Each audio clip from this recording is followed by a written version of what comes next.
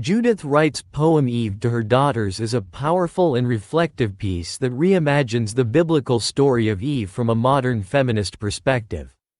The poem is written in the form of a dramatic monologue, where Eve, the first woman according to the Bible, speaks directly to her daughters, offering them wisdom based on her own experiences.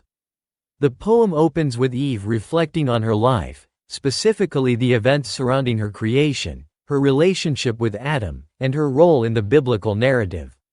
Wright's Eve is not portrayed as the sinful, naive woman of traditional religious stories, but rather as someone who has gained wisdom from her experiences. She speaks with a tone of resignation and understanding, as though she has long come to terms with the consequences of her actions. By placing Eve at the center of the poem and allowing her to speak directly to her daughters, Wright gives her a voice that has been historically silenced. Wright's version of Eve challenges the traditional patriarchal interpretation of the Bible, where Eve is often blamed for the fall of mankind. In this poem, Eve does not accept the blame placed on her for eating the forbidden fruit. Instead, she presents herself as someone who made a choice based on curiosity and a desire for knowledge. This reinterpretation of the biblical narrative allows Wright to critique the way women have been historically portrayed as the source of sin and downfall.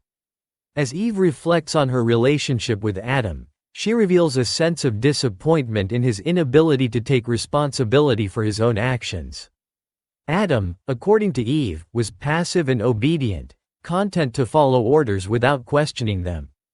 This contrasts with Eve's own curiosity and desire to explore the world around her. Eve seems to suggest that Adam's adherence to the rules was a form of weakness, while her own decision to eat the fruit was an act of strength and independence.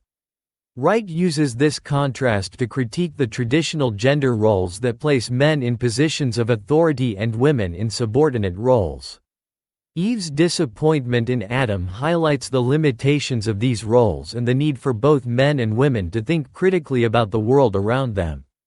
One of the central themes of the poem is the pursuit of knowledge and the role of curiosity in shaping one's life. Eve explains to her daughters that her decision to eat the fruit was not motivated by disobedience or defiance, but by a genuine desire to understand the world. She frames her action as a pursuit of knowledge, suggesting that curiosity is a natural and necessary part of human existence. Wright uses this theme to challenge the traditional narrative of the fall, which portrays knowledge as something dangerous and forbidden. Instead, Eve's pursuit of knowledge is presented as a positive force, one that leads to growth and self-awareness, even if it comes with consequences. As the poem progresses, Eve shares the wisdom she has gained from her experiences with her daughters. She acknowledges that life is full of challenges and difficulties, but she urges her daughters to approach the world with curiosity and an open mind. Eve's tone is not one of regret, but rather one of acceptance and understanding. She has come to terms with the consequences of her actions and encourages her daughters to embrace their own autonomy and independence. Wright presents Eve as a figure of strength and resilience, someone who has learned from her mistakes and is now passing on that knowledge to the next generation.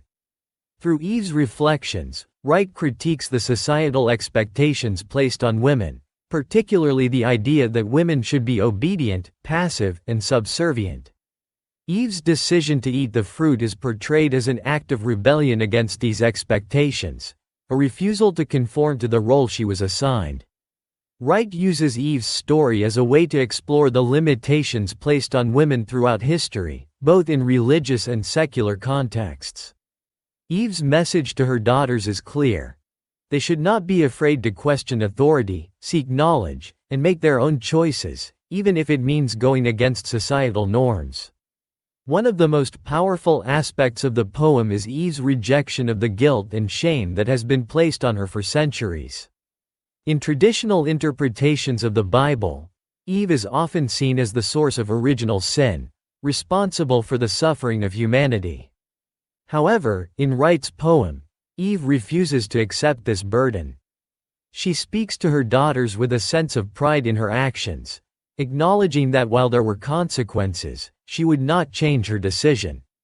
This rejection of guilt and shame is a radical departure from the traditional portrayal of Eve and serves as a powerful message of empowerment for women. Eve's monologue is ultimately a message of guidance and empowerment for her daughters. She urges them to live their lives with independence and confidence, to question the roles they are assigned, and to seek knowledge and understanding. Eve warns her daughters not to fall into the same traps that she did, particularly the expectation that they must be obedient and submissive to men. In addition to critiquing traditional gender roles, Wright also explores the relationship between men and women in the poem. Eve reflects on her relationship with Adam, describing it as one of inequality and disappointment. She acknowledges that while she and Adam were created as equals, the societal structures that emerged after their expulsion from the Garden of Eden placed men in positions of power over women.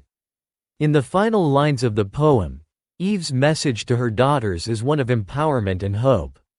She urges them to reject the limitations placed on them by society and to live their lives with independence, curiosity, and strength. Wright's poem serves as a call for feminist empowerment, challenging the traditional narratives that have been used to subjugate women for centuries.